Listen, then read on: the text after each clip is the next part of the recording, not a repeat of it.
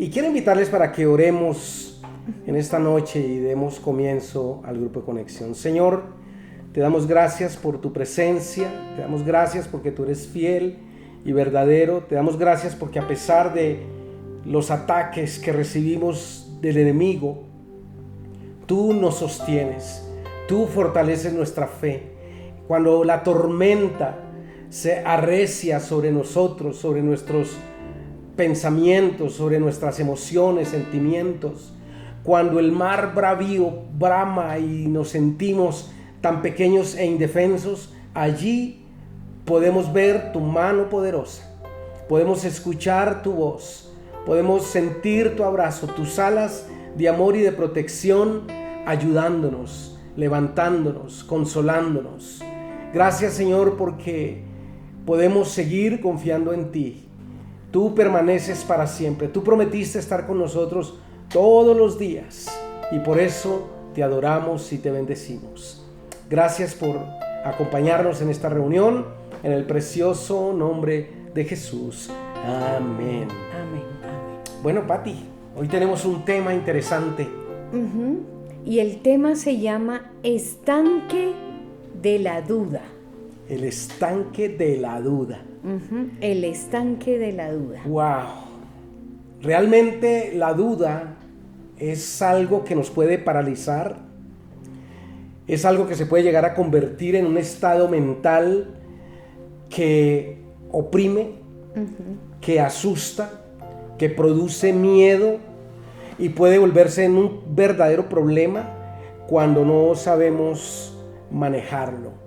Puede convertirse en ansiedad, como decía la doctora María Alexandra, puede convertirse en un temor, en un miedo, puede convertirse simplemente en un problema que nos impide vivir la vida como Dios la prometió. El Señor dijo que Él había aparecido para deshacer las obras del diablo. El diablo vino a matar, a robar y a destruir, pero el Señor apareció para destruir esas obras y para darnos vida y vida en abundancia. Pero sabemos que el diablo es astuto y está buscando de mil maneras robarnos esa vida abundante. Por eso este tema, el estanque de la duda, es tan interesante, y cuando escuchamos testimonios como los que ustedes nos están o nos acaban de decir, pues digamos que nos da congoja en el corazón saber por la situación por la que pasan muchos, pero también por otro lado sentimos alegría porque la Biblia dice que no somos nosotros los que estamos sufriendo solos, sino todos los cristianos en el planeta estamos sufriendo de una u otra forma, y vemos que Dios realmente está ayudándonos. Lo que dijo Pati me pareció muy interesante. ¿Cómo fue lo que dijiste? A pesar de la prueba no abandonaron. No abandonaron al Señor, porque lo peligroso es cuando viene la duda, comenzar a dudar del Señor y apartarnos del Señor. Esa es la salida que a veces pensamos que es la más fácil, ¿no? No, pues no me contestó, entonces no me alejo de él, no vuelvo a pedirle nada, no, y tomamos una actitud de rebeldía en contra de Dios. Esa es la salida más fácil, pero es la salida equivocada. Sí. Ahora, yo sé que cuando viene la duda, viene inmediatamente, el enemigo se levanta porque el enemigo lucha para que nosotros tengamos duda, porque él sabe que la duda es pecado. O sea, la Biblia dice que la duda es pecado. Entonces, pues imagínense, viene un problema y fuera de ese problema viene una duda. Entonces, sí, estamos en la olla, ¿no? Sí, sí. Pero la verdad es que la duda puede llegar inclusive a ser una herramienta que nos lleva a ayudar a reflexionar, a analizar una situación y poner manos a la obra. Y tomar una decisión. La Biblia dice que todas las cosas nos ayudan a bien, aunque sea una duda. Aunque sea una duda. Aunque sea una duda. Entonces, nosotros tenemos que aprender a sortear los problemas con la ayuda de Dios, con la ayuda de su palabra, su bendita palabra que trae respuestas para todo tipo de inquietud, todo tipo de problemas, pero sobre todo con la ayuda y la dirección del Espíritu Santo. Del Espíritu Santo. Y yo quiero decirles algo acerca del Espíritu Santo. para que nos quitemos de una vez ese condenación que el diablo ha traído por sentirnos mal o por sentir que dudamos frente a la adversidad, frente a la enfermedad, frente a los ataques, frente a tantas cosas que el enemigo usa para hacernos dudar. Sí, es verdad, la duda es pecado, pero es pecado cuando nosotros lo hacemos adrede. Pero cuando usted no sabe nada, realmente Dios va a tener compasión y misericordia. Y tenemos un ejemplo muy claro que encontramos en Juan 20. Juan 20 es uno de los pasajes que a mí más me gusta porque vemos a la humanidad de los discípulos en todo su esplendor, en toda su manifestación.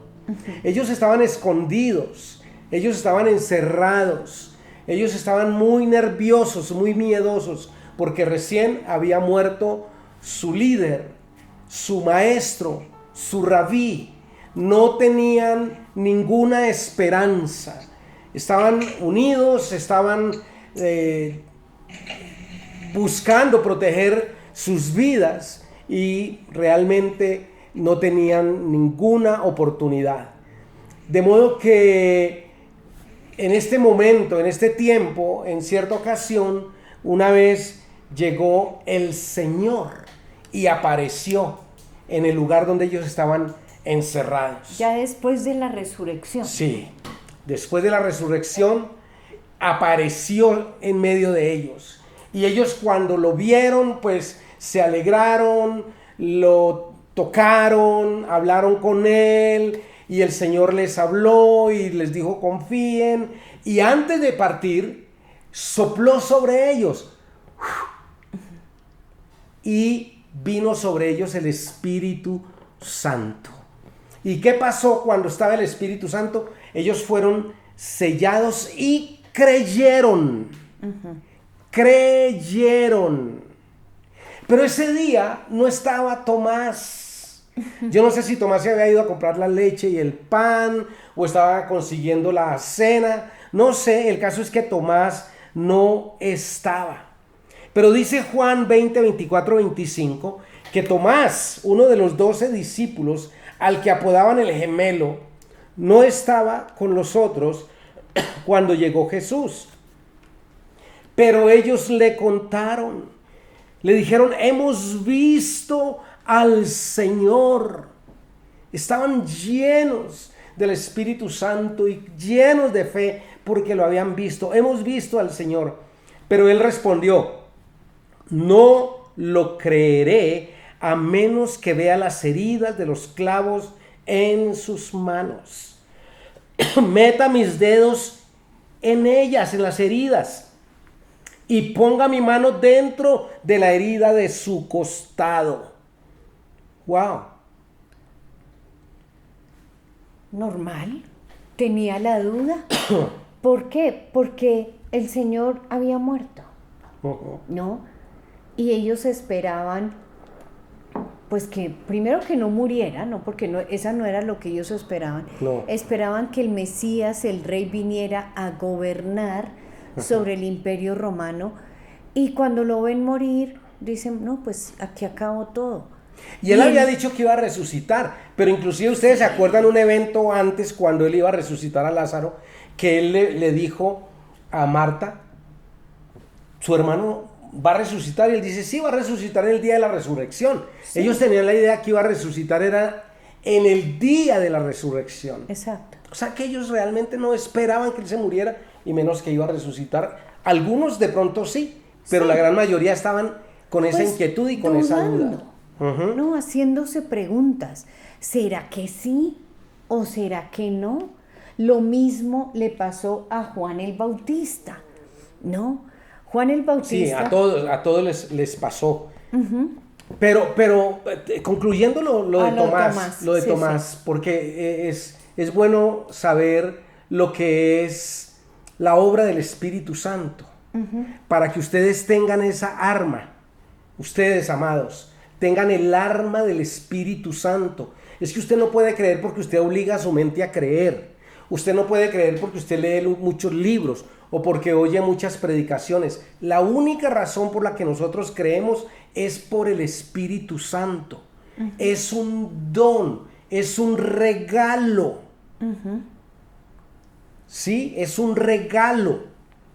Entonces ustedes tienen que entender esto. Jesús sopló sobre ellos y ellos tenían el Espíritu Santo. Entonces dice Juan 20:26 que 8 días después los discípulos estaban juntos de nuevo. Y esa vez Tomás se encontraba con ellos. Las puertas estaban bien cerradas, pero de pronto, igual que antes, Jesús estaba de pie en medio de ellos y dijo: la paz sea con ustedes. Entonces le dijo a Tomás: pon tu dedo aquí, mira mis manos, mete tu mano en la herida de mi costado. Ya no seas incrédulo, cree. ¿Y Tomás qué hizo? Dice que se postró y dijo: mi Señor y mi Dios.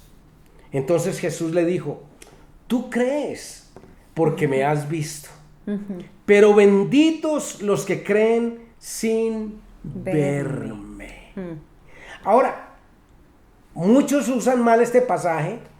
Cuando el Señor le dijo a Tomás que no fuera incrédulo, no se lo dijo a manera de reproche ni a manera de regaño, sino a manera de exhortación, que entendiera la importancia de la fe. Pero también el Señor sabía que sin el Espíritu Santo era imposible. Tomás no había recibido el Espíritu Santo porque no estaba el día 8 días antes, cuando el Señor sopló sobre ellos. Pero ese día que él vio, entonces creyó. Pero bienaventurados los que sin ver creyeron. En este caso, nosotros, ustedes y nosotros. No hemos visto, pero creemos, por eso somos doblemente dichosos. Eso es lo que significa la palabra bienaventurado. Entonces, ¿qué tienen que hacer ustedes? Simplemente pedirle al Espíritu Santo para que les dé el don de fe, el regalo de la fe. Por eso dice la Biblia: sin fe es imposible agradar a Dios. Entonces no es cuestión de usted esforzarse, es que yo tengo que creer. No, es simplemente tengo una comunión con el Espíritu Santo. Métase con el Espíritu Santo. Espíritu Santo, tú eres mi amigo, tú eres mi Señor, tú eres mi ayudador, tú me guías a toda verdad, tú me enseñas todas las cosas. Eres mi abogado defensor. Dame más fe para poder salir adelante de todas estas pruebas. Yo sé que algunos tuvieron la valentía de decir los problemas, otros pues por tiempo no pudieron, pero cada uno de nosotros, si analizamos, estamos pasando por el valle de la prueba, el valle de la incredulidad, estamos experimentando el estanque de la duda. Eso póngale la firma de una u otra forma, ¿verdad, Pati? Sí. Pero con el Espíritu Santo podemos hacerlo. Y es que también lo que le pasó a Tomás no era que fuera incrédulo y que no quisiera creer. Él escuchó que los 10 discípulos le dijeron: es que lo hemos visto. Y no era que él no quisiera creer, sino que él lo quería experimentar personalmente. Y la única forma que nosotros podemos experimentar la presencia del Señor, sus respuestas, es entrando, como dijiste, no a través del Espíritu Santo, y entrando a tener una experiencia personal, como lo tuvo Tomás con el Señor Jesucristo. Él quería verlo y experimentarlo por él mismo. Sí. ¿No? Entonces es eso, llegar a experimentar el milagro personalmente. Wow. Pati, ¿te habías hablado algo sobre Juan el Bautista? Sí, que me adelanté un poquito. Entonces, Juan el Bautista también experimentó la duda, ¿no? Entonces, tenemos en Juan 11, en Mateo 11, en Mateo 11, la historia de Juan el Bautista. del momento de la duda. Uh-huh. Porque todos recuerdan la historia de Juan el Bautista, ¿no? Él estaba bautizando en el desierto, llegó Jesús, él mismo lo bautizó, vio la manifestación del Él Espíritu mismo Santo. proclamaba y decía: el que viene detrás de mí, yo no soy digno de ni siquiera desatar la correa de su calzado. Sí, ¿no? Entonces él le dijo a los discípulos, bueno, lo voy a leer Desde el 1, en sí. Mateo 11, versículo 1. Cuando Jesús terminó de dar instrucciones a sus 12 discípulos, se fue de allí a enseñar y predicar en las ciudades de ellos. Y al oír Juan, que estaba en la cárcel, los hechos de Cristo, le envió a 2 de sus discípulos para preguntarle: ¿eres tú aquel que había de venir o esperamos a otro? Imagínense, Juan el Bautista estaba pasando o viviendo o experimentando El estanque de la duda. Aquí estamos hablando de personas top. Tomás, Juan el Bautista. Imagínense, un hombre como Juan el Bautista que la misma Biblia lo describe, el mismo Señor lo describe, que no había otro profeta, ni habrá otro profeta como él. La voz que clamaba en el desierto, la voz que después de 400 años de silencio de parte de Dios, se levantó para invocar a todo el mundo al arrepentimiento, diciendo: arrepiéntanse, porque el reino de los cielos se ha acercado. Ese hombre valiente, ese hombre instrumento de Dios, profeta de profetas, el cual no habrá otro igual, estaba experimentando el estanque de la duda. Y estaba en la cárcel, entonces es normal que, como estaban compartiendo ahorita, que pasemos por pruebas. Él estaba pasando por una prueba y vino la duda. Wow. ¿Eres tú aquel que había de venir o esperamos a otro? O sea, ya no estaba pensando que él era el Mesías. Como que, ay, ¿será que la embarré? Y yo creo que él estaba esperando que tal vez el Señor le dijera: no, sí, soy yo, y no te preocupes, yo hoy te saco de la cárcel. Uh-huh. Pero como que no pasó eso, ¿no? No, entonces él estaba de pronto sí pidiendo esa oración, O esa pero ayuda, no sí. pasó. Entonces, ¿qué pasó? Respondió Jesús, les dijo a los discípulos que Juan había mandado: id y haced saber a Juan las cosas que oís y veis. Versículo 5. Los ciegos ven, los cojos andan, los leprosos son limpiados, los sordos oyen, los muertos son resucitados, y a los pobres es anunciado el evangelio. ¡Wow! ¿No? O sea, es una respuesta como extraña, ¿no? Sí. Como nos decía tal vez Luz Jenny, tal vez nos decía... No, era ¿La autora? Bueno, alguien. Alguien. nos decía, ¿será que me puede ayudar a mí? Tal vez a otros, pero no a mí.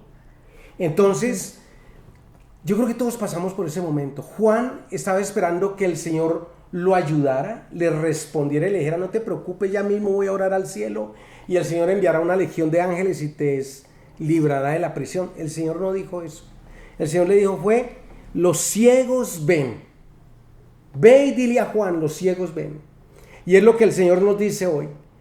Si estamos pasando por una prueba, ve y dile a Edgar, o dile a Diego Espinosa, o a Julio, o a Henry, o a Jorge, o a Javier, el que esté.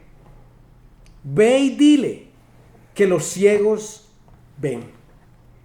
¿Cómo que los ciegos ven? Sí, los ciegos ven a través de lo que usted y yo reflejamos en el momento de la prueba.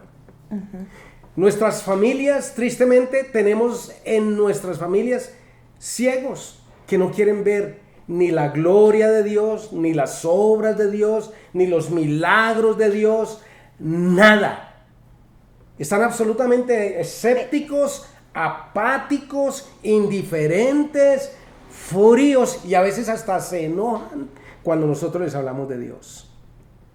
Entonces muchas veces Dios permite la prueba para que esos ciegos vean los milagros.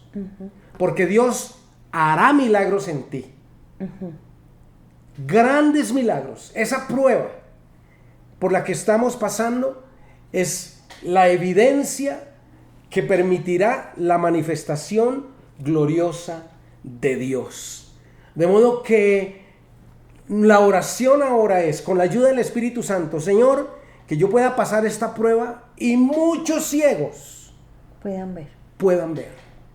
Que puedan ver tu gloria, que puedan ver tu poder, que puedan ver tu amor, que puedan ver tus milagros, que puedan ver tu salvación. Eso es el propósito de Dios. De modo que yo los animo, amados, para que ustedes hagan una oración, yo diría que sobrepasa el amor, que va más allá del amor, porque deja de ser una oración egoísta para ser una oración llena de amor, diciendo, Señor, esto que estoy sufriendo, yo quiero que tú lo uses para salvar a otros, para salvar mi propia casa, mi propia familia. ¿Qué más le dijo? Entonces, los ciegos ven, luego los cojos andan. Los cojos andan. Y wow, qué analogía tan impresionante. ¿Cuáles son los cojos? Esas personas que un día que no pueden caminar rectamente, que un día van a la iglesia, al otro día van al baile, al otro día vuelven a la iglesia, al otro día se van yo no sé para dónde. Los cojos que andan así. Y caminan, no caminan rectamente. Y la verdad es que cuando las personas ven el testimonio de su vida, quieren vivir rectamente. No quieren cojear más. Van a decir, yo quiero eso que tú tienes. Yo anhelo eso que tú tienes. Esa paz que tú reflejas a pesar del problema. Ahora nosotros no podemos actuar como el mundo, entrar en desesperación o en blasfemias, en enojos, en críticas porque estamos pasando una prueba. No, porque eso nos llevaría a vivir más larga la prueba, ¿no? El desierto. Entonces es simplemente decir, Señor, permite que a través de esto que yo estoy pasando, muchas personas que no pueden caminar rectamente hacia ti, lo hagan. Aún nosotros, puede ser que estamos cojeando. Puede ser, sí, señora. Y llega la prueba donde Dios nos está diciendo, anden rectamente, ¿no? Y nos lo va a mostrar a través de la palabra. El Espíritu Santo nos va a estar hablando para que dejemos de ser cojos y andemos correctamente, porque la prueba también es el momento de enseñanza. Dios permite que vayamos. Es el propósito del desierto. Sí, nos lleva al desierto para que aprendamos la instrucción que Dios nos quiere dar. Wow. Pero también dice, los leprosos son limpiados. Los leprosos son limpiados. Ahora, la lepra en la Biblia es sinónimo de pecado. Una persona que tiene pecado tiene lepra espiritual. Es una persona que necesita la limpieza. El problema con el pecado, y se asemeja mucho con la lepra precisamente por eso, porque una de las características de la lepra es que las personas pierden sensibilidad en el cuerpo. Por eso van perdiendo sus dedos, sus orejitas, su nariz, parte de sus cuerpos. No lo sienten. Y eso es lo que pasa con el pecado. Uno se desvía del pecado y poco a poco uno se va cauterizando, insensibilizando. A medida que camina en el pecado. A medida que camina en el pecado. Y la Biblia dice que llegamos a un estado deplorable. Y empezamos a llamar lo bueno malo y lo malo bueno. Y empezamos a pensar que lo del mundo es mejor, que lo que hago a escondidas es mejor. Y nos volvemos insensibles. Y el Señor dice no. A través de las obras de Dios, a través de lo que Dios hace en mi vida, sirve para que yo no pierda la sensibilidad o la gente que me rodea pierda la sensibilidad. Recordemos que yo no tengo que pasar las experiencias en carne propia. Existiendo tantos espejos, no tengo que pasar por las experiencias. Y eso me permite a mí también decirle a la gente, oye, no hagas eso, porque eso te va a traer problemas. Entonces, imagínense el resultado de la prueba. Los ciegos ven, los cojos caminan rectamente y los leprosos son limpiados. Libres del pecado. Sí, dice la Biblia en Santiago que si hay alguien de vosotros enfermo, llamen a los ancianos, únjalo con aceite, oren por él. Y si esta persona hubiese cometido pecado, les serán perdonados. Mire la importancia y la fuerza de la oración, del arrepentimiento. Entonces, van a ser limpios de la lepra. Ya sea pecado, ya sea enfermedad, ya sea cualquier cosa, eso va a ser quitado. De modo que cuando nosotros estamos en el desierto, vamos a estar muy sensibilizados. El Señor dice en Oseas, yo la llevaré al desierto y allí le hablaré a su corazón. Y muchas veces Dios permite que estamos en un desierto de prueba para que sensibilicemos el corazón y Él nos pueda hablar. Y luego dice, los sordos oyen. Los sordos oyen. ¿Cuántos sordos tenemos en nuestra familia, verdad? Aún nosotros mismos no queremos oír las verdades de Dios. No queremos oír la palabra de Dios. No queremos oír ni sus mandamientos, ni sus promesas, ni nada. Simplemente estamos tal vez bravos, enojados. Ay, a mí no me hable, qué pereza, otra vez eso, otra vez con el mismo cuento. Y estamos viviendo como necios, no escuchando la voz de Dios. Y Dios hablándonos a gritos, Dios diciéndonos insistentemente una y otra vez, no, es que a mí no me gusta ese tipo y esa señora tampoco. Pues es que Dios puede usar un burro. Y si Dios puede usar un burro, nos puede usar a nosotros o a cualquiera de ustedes. Pero no podemos ser sordos. No podemos seguir siendo necios. ¿Qué estamos oyendo en medio de la prueba? ¿No? Porque muchas veces estamos escuchando es la voz de la duda. O el ruido del diablo. El ruido del diablo. Y no estamos escuchando la palabra de Dios. Sí. O a veces estamos escuchando nuestros propios pensamientos. La Biblia dice que llevemos cautivos a la cruz de Cristo todos nuestros pensamientos y ser transformados, transformar nuestra mente, dejar de ser sordos y más bien oidores y escuchar su palabra. Oidores y hacedores. Ah, sí, también. Claro. Dice la Biblia que no solamente debemos ser oidores, sino también hacedores de su palabra.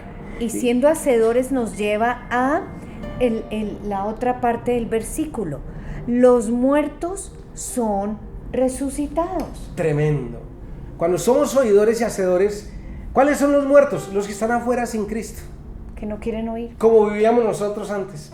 La Biblia dice que nosotros estábamos muertos en nuestros delitos y pecados. Y ahí Dios nos amó. De modo que uno de los propósitos de la prueba es que nosotros nos convirtamos en instrumentos de vida para hablarle a otros y que otros encuentren la vida en Cristo a través de su testimonio. Porque usted va a tener la victoria. Algunos ya la tuvieron, otros apenas están en el proceso de obtenerlo. Otros tal vez apenas van a empezar la prueba. Pero que va a tener la victoria, la tiene, porque Dios no miente. Exacto. Dios es fiel y verdadero y cumplidor de todas sus promesas. De modo que ese testimonio de la victoria que Dios ha hecho en su vida es lo que usted va a usar para que los muertos resuciten. Porque usted les va a hablar de Cristo, ellos van a oír y ellos se van a convertir al Señor. De modo que eso era lo que teníamos para ustedes hoy. Sí. Un tema muy, muy impresionante, muy interesante, y esperamos que realmente Dios pueda hablar a sus corazones y no reneguemos por estar en este estanque de la duda, ¿no? Sino que digamos, Señor, gracias porque sé que esta prueba me está ayudando para ganar a otros. Y recordar lo que ustedes mismos nos compartieron. No es por vista, sino por fe. La fe no existe si no es probada. Esa palabra me impactó mucho. Y Dios no nos lleva más allá de lo que podemos soportar. Creer en la soberanía de Dios. Creer que todo tiene un propósito y todas las cosas nos ayudan para bien. Entonces, ánimo, si estamos en la prueba, toda prueba tiene una salida, ¿no? Entonces, ánimo, confiando siempre en Dios y teniendo fe en su palabra. Pati, ora por nosotros y ya, y nos vamos. Pues sí, ¿no? Pasó el tiempo rápido.